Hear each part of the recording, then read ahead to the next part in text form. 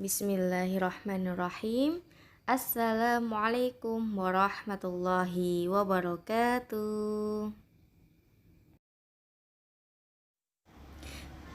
Liburannya sudah selesai ya anak-anak semuanya. Bagaimana kabarnya hari ini? Semoga kita selalu dalam lindungan Allah Subhanahu wa taala. Amin ya rabbal alamin. Ista'dadna raditu billahi rabba wa bil islami dina wa bi muhammadin sallallahu alaihi wasallam nabiyya rabbi zidni ilma warzuqni fahma rabbi israh li sadri wa yassir li amri wahlul 'uqdatam min lisani yafqahu qawli. Amin ya rabbal alamin. Kita sekarang masuk ke semester 2 pembelajaran 7 tentang kisah teladan Nabi Shaleh alaihi salam. Oke, sudah siap? Sudah siap menyimak ceritanya Ustazah? Nabi Shaleh alaihi salam adalah keturunan dari Nabi Nuh alaihi salam.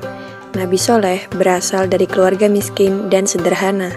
Namun begitu, Nabi Shaleh adalah pemuda yang taat, yang hanya beriman kepada Allah. Nabi Shaleh diutus untuk kaum Samud yang hidup di bekas reruntuhan kaum Ad. Kaum Samud ternyata lebih pandai daripada kaum Ad.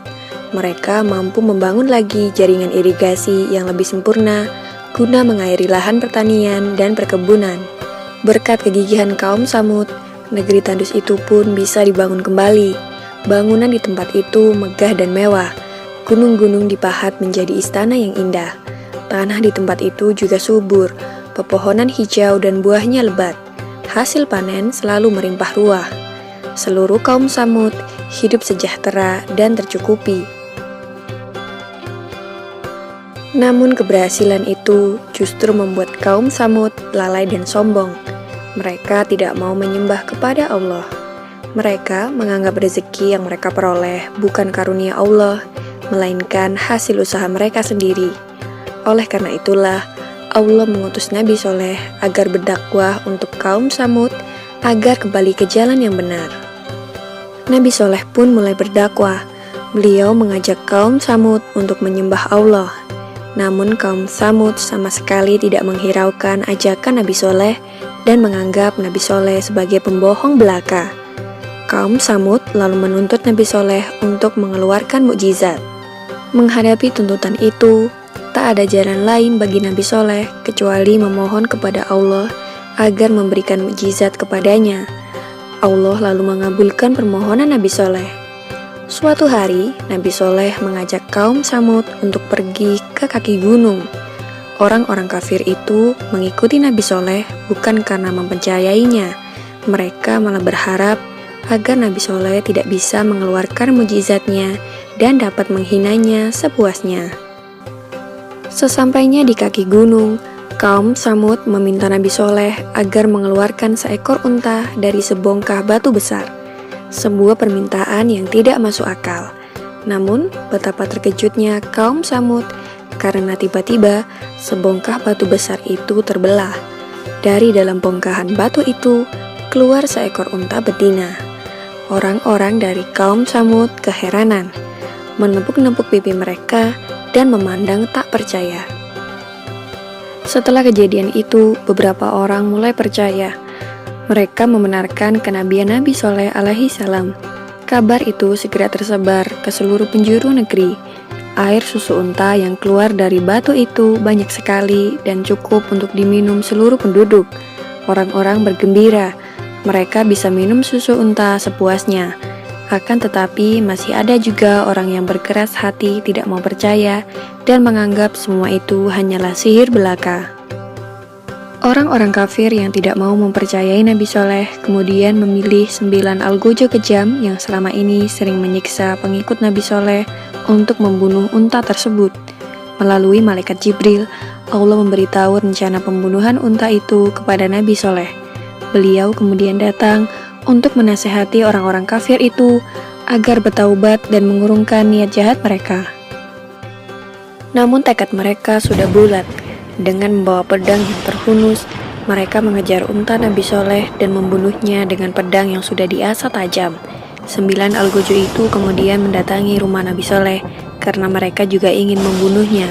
Namun dalam perjalanan, mendadak batu-batu besar melayang menghantam mereka dan mereka meninggal. Azab Allah pun turun berupa petir yang menyambar dengan amat keras. Orang-orang kafir yang tidak mempercayai kebenaran Nabi Soleh pun berlarian menyelamatkan diri. Bumi tempat mereka berpijak juga tiba-tiba berguncang. Gempa dahsyat terjadi. Orang-orang pun semakin bingung. Bencana datang dari atas dan bawah. Akhirnya setelah azab itu diturunkan, semua kaum Samud binasa. Tak ada lagi yang tersisa kecuali 120 orang yang beriman kepada Allah dan mengikuti dakwah Nabi Soleh. Selanjutnya, Nabi Soleh membawa para pengikutnya berhijrah ke Ramlah, yang merupakan suatu tempat di Palestina. Demikianlah kisah Nabi Soleh alaihi salam tentang mukjizat unta yang keluar dari dalam batu. Semoga kisah ini dapat mempertebal iman kita dan percaya tentang kebesaran Allah Subhanahu wa Ta'ala. Amin ya Robbal 'Alamin. Nah, berdasarkan dari cerita tersebut, ada beberapa teladan yang harus kita aplikasikan dalam kehidupan sehari-hari. Apa saja teladan yang bisa diambil dari kisah Nabi Soleh? Yang pertama adalah taat kepada Allah SWT dan kepada Rasulullah.